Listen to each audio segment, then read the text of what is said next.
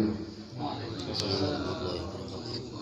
Bismillahirrahmanirrahim. Alhamdulillahirabbil alamin wa bihi nasta'in ala umuri dunya waddin. Wa sallallahu ala sayyidina Muhammadin khatamin nabiyyin wa ala alihi washabihi ajma'in, amma ba'd. Fa'usikum wa iyya bitaqwa faqad faza muttaqun. Faqad qala ta'ala fi Qur'anil Karim, atii'u Allah wa atii'ur Rasul wa ulil amri minkum, wa qala ta'ala fi kitabihil aziz, fallaw istaqamu 'ala tariqah al-ayah. Wa qala ta'ala fi kitabihil azam, innal ladzina yubayyi'unaka innama yubayyi'una Allah al-ayat. Maqala fi kitabihil mukarram, ya ayyuhan nabiyyu idza ja'akal mu'minat ayyuhal mu'minun al-ayat. Wa qala Rasulullah sallallahu alaihi wasallam, hasanat min ad-din. Wa qala Rasulullah sallallahu alaihi wasallam, idza aliyyun karramallahu wajhahu alimni ya Rasulullah. Faqala Rasulullah SAW, iman ainak ya Ali. Hadisah. Alhamdulillah, semua alhamdulillah wa syukur ala ni'ami. Kita telah bersilaturahim yang insyaallah ini diridhoi Allah Subhanahu wa ta'ala, diridhoi para ulama dan para aulia semua. Apalagi niatan tidak lain tidak bukan adalah untuk pengembangan karir kita tentang keukhrawian dan keduniaan. Niatul mukmin khairun min amali, niat pengembangan karir. Terima kasih kepada saudara-saudara kita yang hadir di sini, wabil khusus Ustadz DKM Masjid Al-Ikhlas. Masjid Al-Ikhlas, betul. Iya. Namanya siapa? Muhammad Sultan. Muhammad Sultan. Ya, alhamdulillah. Ya. Perkenalkan, saya Muhtadim Mubarak dari Benda, Ustaz Sultan. Ya. Ustaz Sultan DKM Masjid Al-Ikhlas. Mudah-mudahan berkah karomah Allah Subhanahu wa ta'ala langsung kepada Masjid Al-Ikhlas dan warganya. Terima kasih kepada Rektor, anak-anak dan panandang Sohibul Hajat, khususnya saya terima kasih sebanyak-banyaknya atas keberkenanannya untuk ditempati tempatnya sebagai tempat muzakarah, tempat ta'awun bil birri wat taqwa. Dan acaranya ini diantaranya adalah selain silaturahim, diskusi atau sharing tentang tarekoh dan tentang sedikitnya para hibat. Intinya tarekoh. Jadi tarekoh itu adalah suatu jalan menuju ke haribat, kehadirat Allah Subhanahu wa ta'ala. Dan secara ilmiah semua baik muslim maupun non-muslim, baik aswaja atau non aswaja, semuanya punya tarekoh. Dalam fenomena hidup, tarekoh adalah semuanya akan ada dan akan dilalui. Ya. Makanya kita harus tahu maknanya tarekoh biar mudeng. Tarekoh adalah jalan. Nah, setiap orang itu punya jalan. Ada jalan yang terbaik, ada yang kurang baik, ada yang tidak baik, ada yang sangat tidak baik. Dan ini terjadi di fenomena kehidupan. Ya. Semua aspek kehidupan manusia baik muslim maupun muslim ya punya jalan. Karena apa? Karena yang namanya orang tuh nggak ada yang jalannya ke belakang gitu, pasti jalannya ke depan dan pasti ada jalan gitu kan. Mau kemana, mau ke pasar pasti ada jalan, mau kemana, mau ke kamar mandi pasti ada jalan, mau kemana, mau ke Jakarta pasti ada jalan. Nah, jadi fenomena hidup itu ya ada jalan menuju yang dituju. Karena setiap manusia punya tujuan. Nah, tujuan ke pasar, tujuan ke mandi, tujuan ke saudara, tujuan ke mana-mana. Setiap manusia punya tujuan. Tujuan itu pasti harus ada jalan. Dan jalan ini macam-macam. Ada jalan yang bagus, ada yang jalan tidak bagus, ada yang sangat bagus. Alhamdulillah, semua alhamdulillah kita dijadikan umat Nabi Muhammad SAW yang mana jalannya real, ya, jalannya terbaik ya kan, di antara jalan-jalan yang ada.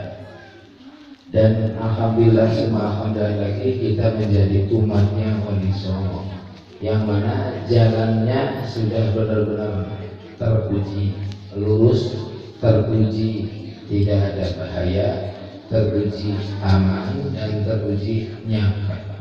Sebab tidak hanya jalan, tapi disiapkan juga kendaraan, disiapkan juga pendukung-pendukung kendaraan seperti engine, bensin, dan lain sebagainya.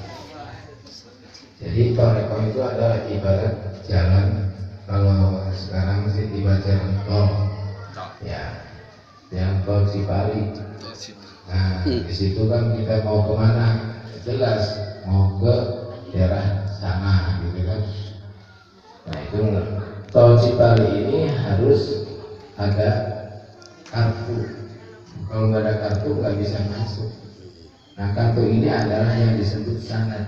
Makanya kata Rasulullah SAW, as-sanad yatim. Jadi wajib punya sanad. Kalau nggak ada sanad nggak bisa lewat tol Cipali. Nah, sanadnya adalah talqin, kalau bahasa dulunya di zaman Wali Songo itu sebutnya talqin. Talqin dari A ke B, dari B ke C sampai ke Rasulullah, sampai ke Jibril, sampai ke Allah, itu disebutnya talqin. Fatalaqqa Adamu min rabbihi kalimatin fa'atammahun. Bi kalimatin diantaranya adalah la ilaha illallah. Jadi talqin Allah kepada Adam. Jadi semua para nabi pun talqin. Bahkan semua nabi talqin kepada Nabi Muhammad SAW. Tapi tidak sama dengan talqinnya mereka seperti saya kepada kepada yang menalkin kita.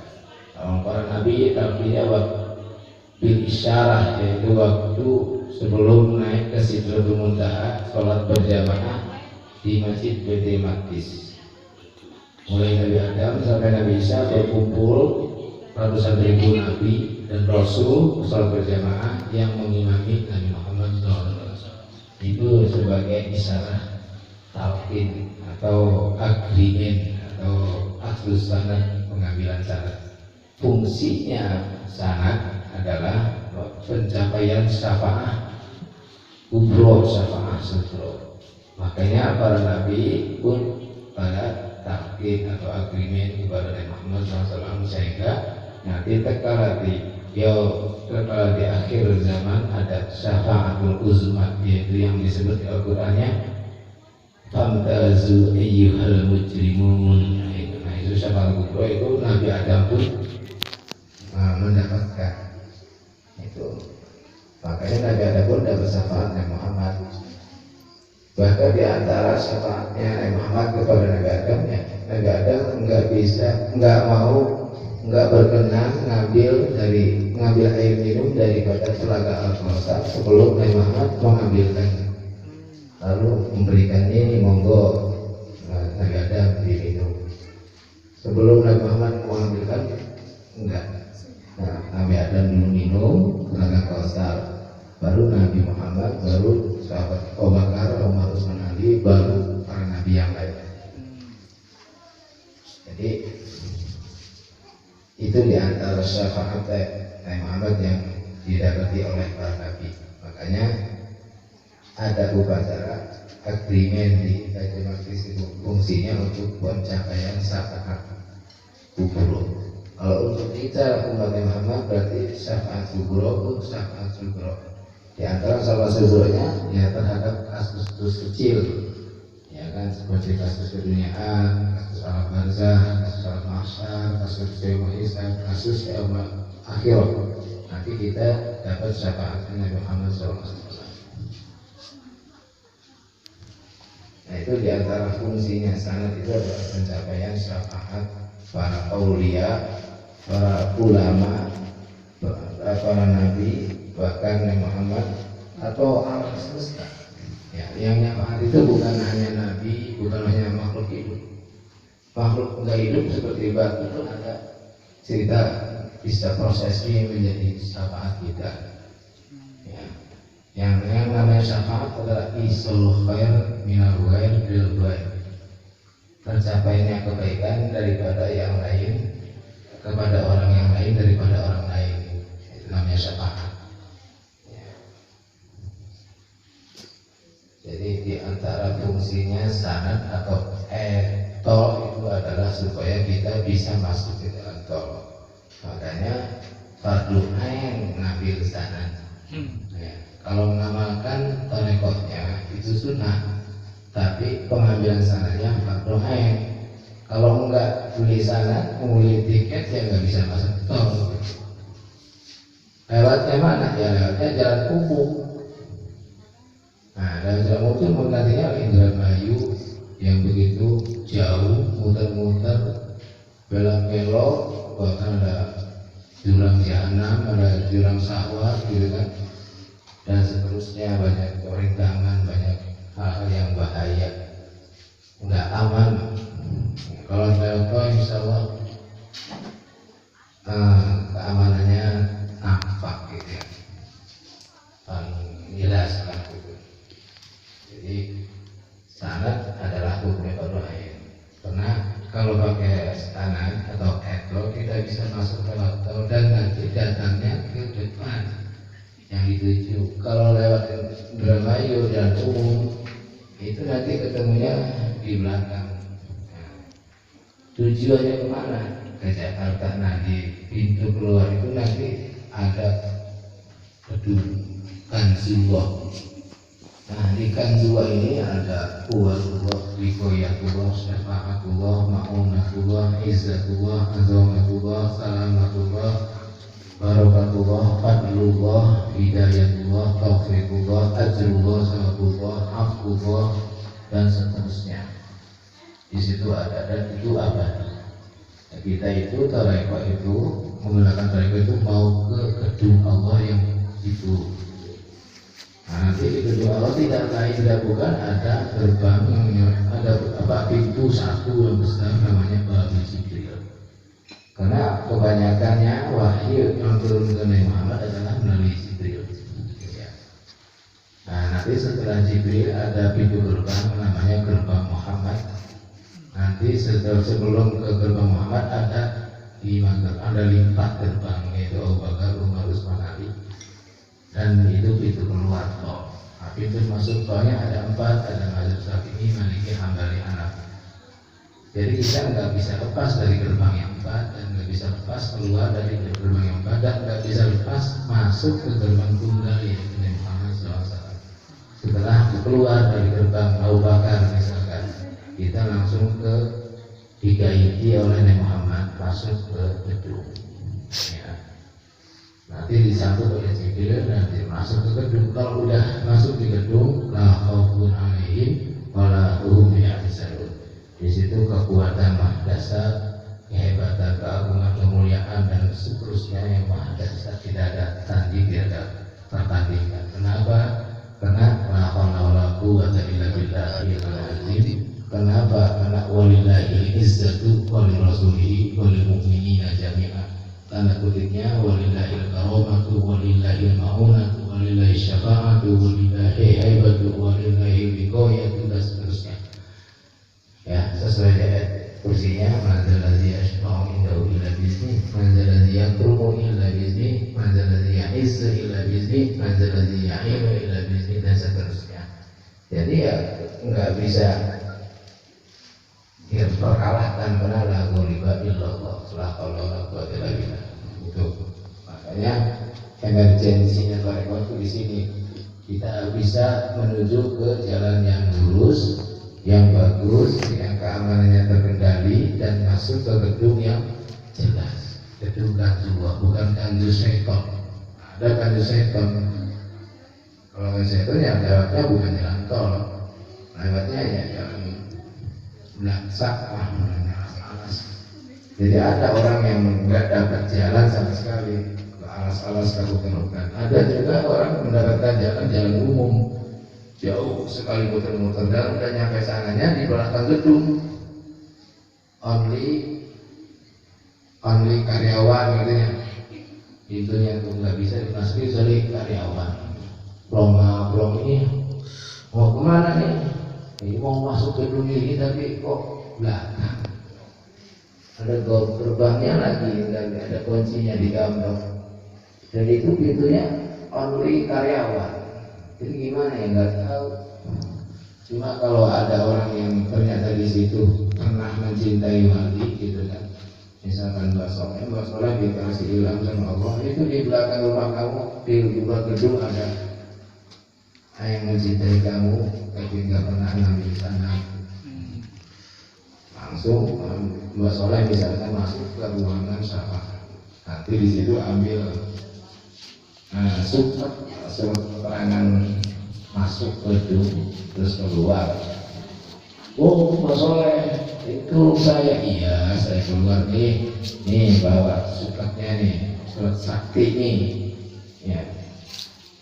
Tapi nggak ada kuncinya, ini berikut kunci. Jadi begitu langsung buka.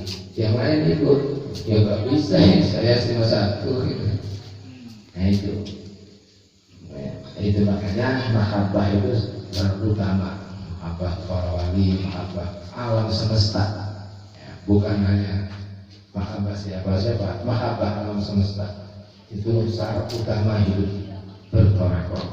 Kalau masih benci sama cicak itu masih termasuk gagal, masih benci sama hewan itu masih termasuk gagal, masih benci sama pohonan misalkan masih termasuk gagal. Harus penuh cinta gitu.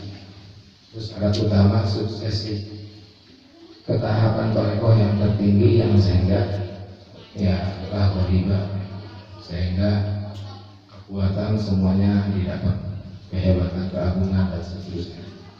Jadi tarekat itu hukumnya fardhu ain, setiap orang wajib memegang tarekat. Paling tidak pegang syaratnya, ngamalkan nggak usah kalau nggak mau. Kalau mau ngamalkan itu bagus. Kenapa? Karena di Al-Quran itu pemerintahnya enggak nentuin timing, enggak nentuin bilangan, seperti perintahnya Allah terhadap sholawat. Ya ayyuhalladzina amanu shollu alaihi, itu enggak ada ketentuan berapa kali dan kapan mulai. Atau seperti perintah haji, itu enggak ada berapa kali atau batasan buat umur enggak. Jadi akhirnya tarekat itu wajibnya ya berkali-kali, bisa bagian freelance atau bagian penuh waktu, paling enggak seumur hidup sekali. Pengambilan sana saya cukup sekali kalau usia 100 tahun gitu. Tapi alangkah baiknya diulang-ulang gitu kan, khawatir etonya rusak gitu, jadi ulang lagi itu bagus. Adapun membaca mengulang itu sunnah, tapi sunnahnya sunnah muakkad, lebih sunnah daripada yang lain, baik itu baca Quran atau sholawat atau sunnah qobliyah ba'diyah. Itu paling utama-utamanya sunnah adalah mengamalkan tarekat, mengamalkan bacaan tarekat, bacaan la ilaha illallah. Jadi kalau boleh kita sarankan ya carilah sanad thariqah gitu dari mana aja, karena apa? Karena itu emergensi hidup.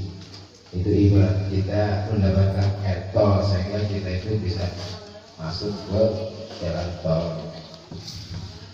Thariqah yang masyhur diantaranya adalah thariqah Satoriyah. Thariqah Satoriyah adalah thariqah andalannya Wali Songo. Memang Wali Songo itu enggak satu thariqah, mungkin lebih dari 10 thariqah. Mbah Soleh aja thariqahnya 11, Mbah Muslim 6, alhamdulillah saya cucunya baru 4. Insya Allah berencana besar ya sampai minimal 5 atau 6. Kalau izinkan sampai 11-12 nggak masalah.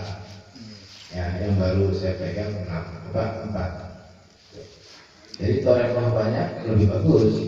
Nanti tinggal pilih mau jalan yang mana, yang ini yang paling enak, paling nyaman, paling cepat, tentunya kita bisa seleksi.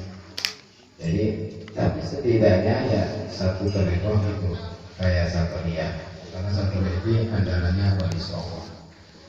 Mbah Soleh andalannya Wali Songo, Satoriyah, walaupun beliau ada yang lain, sehingga sosialisasi ke bawah beliau Satria. Padahal sih yang lainnya beliau pegang, tapi tidak, ternyata Satoriyah saja, Satoriyah saja. Karena di sejarah tengah Mbah Soleh ini thariqahnya 11, ya akhirnya saya terus-terusan mencari thariqah yang selain Satoriyah. Alhamdulillah ada hasil dia. Saya mengambil dari Abu Ya Amran Wali Aceh, dan ada Qadiriyah saya ngambil dari para Syekh Fadil Turki, dan thariqah Saziliyah saya ngambil tahun 91 dari Abu Yadi Hadi rahimahullah, dan Satoriyah saya ngambil dari benar dari ayah saya, paman saya, buah saya. Jadi enggak satu orang. Kenapa? Karena satu thariqah ke berapa orang itu lebih bagus. Seandainya panjenengan ketemu di Jakarta sama orang ijazahan berkata ikuti, walaupun beda nggak masalah. Pentingnya sih kalau misalnya bacaan teknis apa beda nggak masalah. Jangan sebut dan saya nggak merasa oh ini beda sih, ya nggak apa-apa. Pentingnya sanad, tinggal pilih aja mau pakai yang ini yang sama, oh yang sama aja karena mumpuni gitu. Udah, intinya sanad. Karena itu rekor tuh basicnya dari Allah itu satu, cuma teknisnya beda-beda. Kalau yang begini Satoriyah, kalau yang begitu Saziliyah, yang begini Asal-Madiyah, terus berbeda. Kalau basicnya sih lah yang tadi itu. Kenapa basicnya lagi Allah? Jadi setelah perintah ayat agreement dari Allah itu sahabat berbondong-bondong datang, laki-laki, perempuan, kecil, dewasa datang. Yang pertama kali datang Sayyidina Ali. Nah, Sayyidina Ali datang, selesai, keluar, tanyain oleh Abu Bakar, sahabat Ali dari mana? Saya dari Rasulullah. Ngapain? Kan belum ayat, kita agreement. Oh, kamu kok awal-awal saya belum ada saya. Oh, langsung sahabat Bakar datang. Ya Rasul, saya minta ditalkin, minta ijab kabul. Boleh. Keluar sahabat ketemu yang lainnya pada berbondong-bondong. Akhirnya ada yang 3 orang, 5 orang, 10 orang, 30 orang, bahkan ada yang ratusan orang, 200 sekaligus ada. Ada yang 1 orang aja. Dan unik, perempuan datang, ya Rasulullah saya mau agreement. Apa? Saya pernah bohong, saya mau agreement nggak bohong. Ya udah, kamu ngomong ya Allah, saya tidak akan bohong lagi, berjanji tidak ada hadapan Allah. Ya Allah, ini orang ini janji di hadapan saya tidak akan bohong lagi. Makanya innal ladzina yubayyi'unaka innama yubayyi'u innal ladzina yubayyi'unaka innama yubayyi'una Allah. Orang yang beriman di hadapan kamu itu pasti seakan dia dengan Allah. Ya dulu kau ini dan seterusnya ayat. Datang lagi seorang sahabat, ya Rasul, saya pernah maling sebelum Islam. Saya mau agreement. Oh boleh. Saya menerima dengan kamu begitu. Terus ada yang terkaitan lah.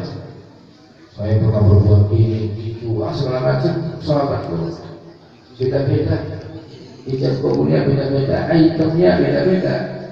Ada yang pernah ngelakuin namimah, ada yang pernah ngelakuin riba dan seterusnya. Dan ada yang ternyata agreementnya dengan la ilaha illallah, seperti sahabat Anas, sahabat Ali, sahabat Abu Bakar. Ini agreement di hadapan Rasulnya la ilaha illallah. Akhirnya oleh para ulama semua sepakat kalau agreement per item itu agak repot. Kalau kita ngomong di hadapan Ustaz Sultan, saya tidak akan bohong, saya tidak sebut di mana itu kan repot. Saya tidak akan namimah, tidak akan ghibah, tidak akan zina, tidak akan maling, tidak akan merampok, tidak akan syirik, tidak akan kafir, tidak akan murtad. Kan banyak sebutannya, sahabat itu banyak. Akhirnya yang dipakai oleh para ulama itu bukan para item, tapi cukup dengan bacaan la ilaha illallah. Karena di situ tertera awamirullah dan nawahi. La nawahi, no dengan larangan, illallah oke dengan perintah Allah.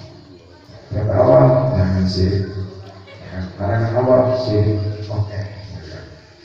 Jadi akhirnya semua sahabat yang datang dengan per item itu tidak dipakai. Yang dipakai adalah dengan ucapan la ilaha illallah. Ini ijazah korbannya, ijazah insannya, agreement di hadapan Allah Subhanahu wa taala, tidak akan syirik, kafir, murtad, munafik, fasik dan seterusnya. Artinya la ilaha illallah itu seperti itu. Jadi kalau sudah agreement la ilaha illallah, terus ajastukum wa bay'atukum wa itu berarti sudah tidak akan melakukan yang jelek, tidak akan melakukan yang merugikan dan seterusnya, tapi akan melakukan yang terbaik dan terbaik berdasarkan tidak akan syirik, munafik, fasik, iri, dengki dan seterusnya. Karena di situ la ilaha illallah bersyarat semuanya, gitu kan? Kayak indah ya. Daripada kalau itu malu, saya memang berbohong, malu. Tapi dengan la ilaha illallah sih enggak begitu malu. Tapi ya harusnya ya tetap malu. Udah bisa la ilaha illallah masih bohong ya gitu. Jadi ya enggak lah. Insya Allah kalau sudah la ilaha illallah kita hidup nyaman. Ya, karena kita akan terjaga dari hal yang buruk itu. Kenapa? Karena sudah agreement tidak akan melakukan yang jelek dan akan melakukan yang baik kepada alam semesta sesuai irada Allah, ridha Allah, inama